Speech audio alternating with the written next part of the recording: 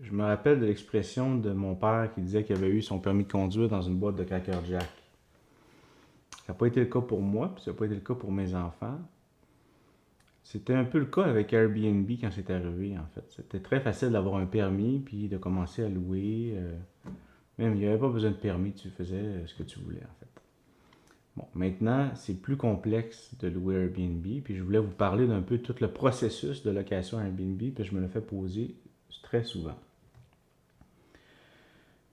Euh, Si la première recommandation que je vous donnerais pour commencer, c'est que si vous voulez faire du Airbnb, achetez une propriété qui a déjà son permis parce que ça va être beaucoup plus facile. Ce qui est assez dur à trouver normalement, des propriétés qui sont à vendre déjà avec le permis Airbnb, location court terme. Vous pouvez toujours, dans tous les cas, louer votre maison plus de 31 jours, je crois, à ce moment-là, sans avoir besoin de permis de location court terme, sans avoir de Airbnb. Si vous voulez vous acheter une propriété puis vous voulez faire la location court terme, premièrement, la première chose à regarder, c'est le zonage. Est-ce que la ville permet, dans cette section-là, la location court terme?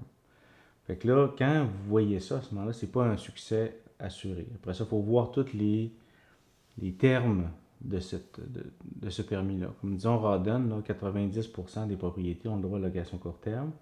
Mais après ça, il y a énormément de règles qui vont avec ça. Ça veut dire que si tu es à une telle distance d'une autre maison, ça ne fonctionne pas. S'il y a déjà une propriété, location court terme dans les environs, ça ne fonctionne pas.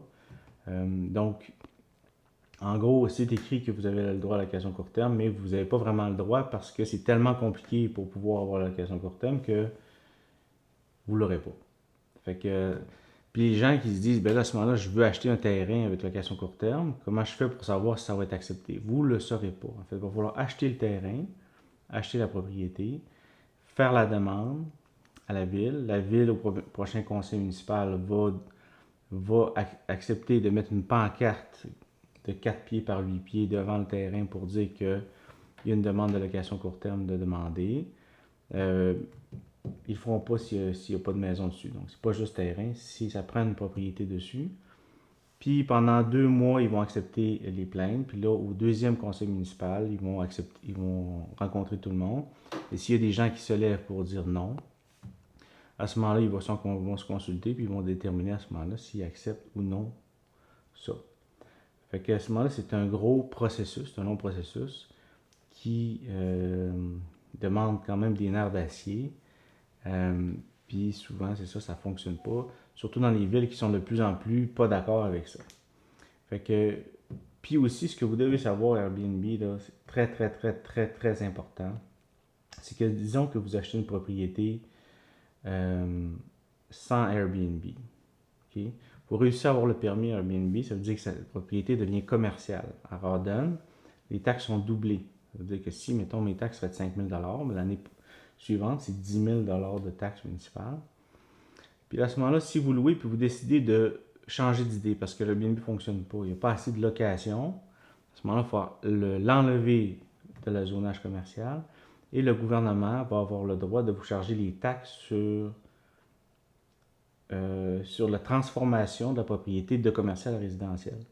Disons que vous avez une propriété de 500 000 qui est devenue commerciale et vous voulez retourner résidentielle. Donc, il va falloir payer au gouvernement 75 000 de taxes pour transformer la propriété de commercial à résidentiel.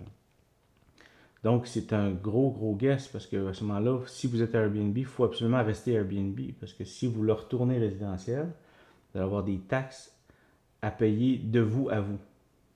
Je ne sais pas si vous comprenez. Ce qui fait aucun sens, selon moi.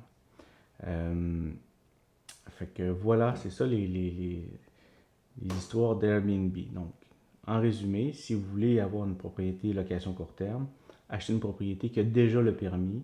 Et le processus est un peu comme en droit acquis à ce moment-là. Oui, il faut signer un document qui dit que vous allez suivre les règlements de la ville en fonction du Airbnb, mais vous allez avoir le permis beaucoup plus facilement. Et regardez les locations. Combien de temps ça se loue par semaine, combien de revenus ça fait par année. Donc voilà.